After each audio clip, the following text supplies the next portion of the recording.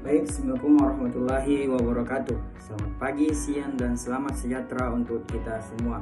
Pertama-tama, marilah kita panjatkan puji syukur atas kehadirat Allah Subhanahu wa Ta'ala, karena atas rahmat dan kurnia-Nya kita masih diberi kesehatan dan kesempatan untuk berkumpul dan belajar bersama pada hari ini. Baik, pada kesempatan ini kami dari kelompok 7 akan membawakan materi mengenai salah satu kerangka kerja penting dalam tata kelola teknologi informasi, yaitu COBIT. COBIT merupakan framework yang sangat berperan dalam membantu organisasi mengelola dan mengontrol TI agar berjalan dengan tujuan bisnis. Materi ini akan dibagi menjadi dua bagian utama. Pertama, penjelasan tentang COBIT 4.1 dan COBIT 5 yang akan disampaikan oleh rekan saya. Lalu setelah itu saya akan melanjutkan dengan menyampaikan perbedaan antara keduanya. Untuk itu langsung saja saya persilahkan kepada teman saya, yaitu Dimas Catur Pamungkas Saputra, agar menjelaskan materi 4.1 dari COBIT. Dipersilahkan. COBIT 4.1 adalah sebuah kerangka kerja framework yang dikembangkan oleh ISACA untuk membantu organisasi dalam mengelola, mengontrol, dan memastikan bahwa teknologi informasi mendukung tujuan bisnis secara optimal. Kemudian framework ini berfokus pada tata kelola dan manajemen teknologi informasi melalui pendekatan yang sistematis dan terstruktur. COBIT 4.1 terdiri dari 4 domain utama, yaitu plan and organize, acquire and implement, deliver and support, serta monitor and evaluate.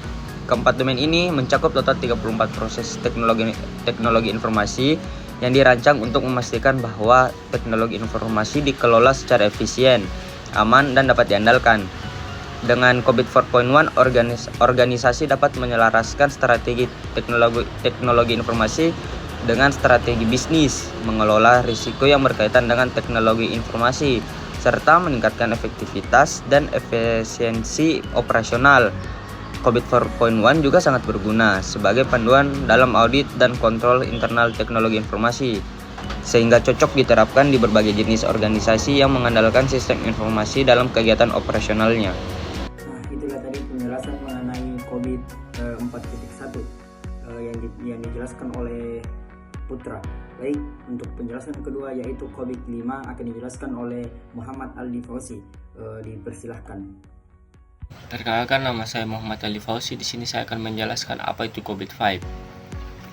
COBIT 5 adalah kerangka kerja tata kelola IT yang komprehensif untuk membantu perusahaan mencapai tujuan bisnis melalui pengelola IT yang efektif.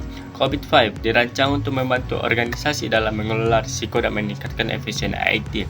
Prinsip-prinsip COBIT 5: 1. Memenuhi kebutuhan stakeholders. COBIT 5 membantu organisasi dalam memahami kebutuhan stakeholder dan memenuhi harapan mereka. 2. Mencakup seluruh perusahaan. COBIT 5 membantu organisasi dalam mengintegrasi IT dengan proses bisnis lainnya. 3. Menerapkan kerangka kerja tunggal yang terintegrasi.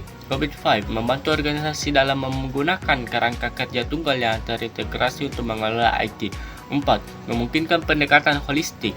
COBIT 5 membantu organisasi dalam memahami IT sebagai bagian dari keseluruhan organisasi.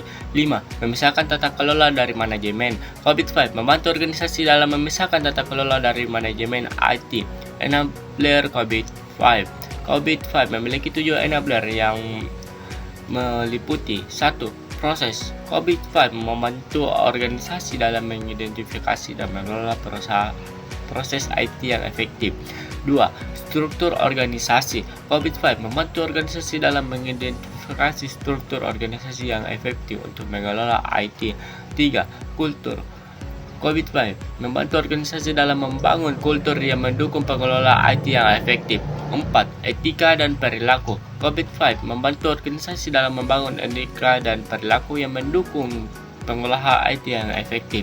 5. Informasi. COBIT 5 membantu organisasi dalam mengelola informasi yang efektif dan efisien. 6. Layanan dan infrastruktur. COBIT 5 membantu organisasi dalam mengelola layanan dan infrastruktur IT yang efektif. 7. Aplikasi dan teknologi. COBIT 5 membantu organisasi dalam mengelola aplikasi dan teknologi IT yang efektif. Proses COVID-5. COVID-5 memiliki 37 proses yang dikategorikan dalam 4 domain. 1. Plan and Organize, mendefinisikan strategi dan taktik IT, serta identifikasi bagaimana IT dapat berkontribusi terhadap pencapaian sasaran bisnis. 2. Acquire and Implement, menggambarkan bagaimana perubahan dan pemeliharaan dari sistem yang ada selaras dengan sasaran bisnis. 3. Deliver and Support, mencakup penyampaian hasil aktual dari layanan yang diminta, termasuk pengelola, kelancaran, dan keamanan. 4. Monitor and Evaluate, terkait dengan kinerja, manajemen, kontrol internal, pemenuhan terhadap aturan, serta penyediaan tata kelola. Manfaat COVID-5.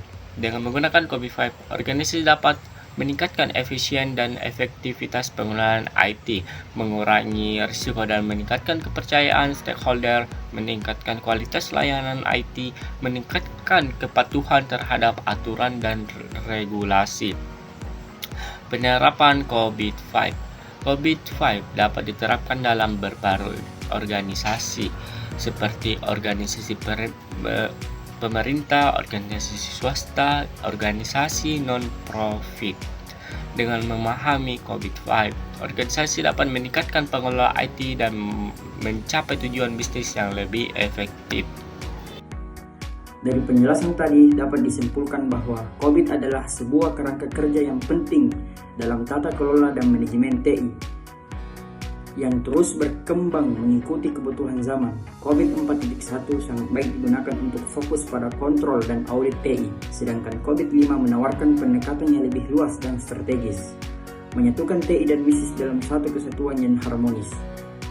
Dengan memahami perbedaan ini, organisasi dapat memilih framework yang paling sesuai dengan kebutuhan dan tingkat kematangan TI yang dimiliki, baik COVID 4.1 maupun COVID 5. Keduanya bertujuan utama untuk meningkatkan efisiensi, mengurangi risiko, dan memastikan bahwa TI mendukung tujuan bisnis secara maksimal.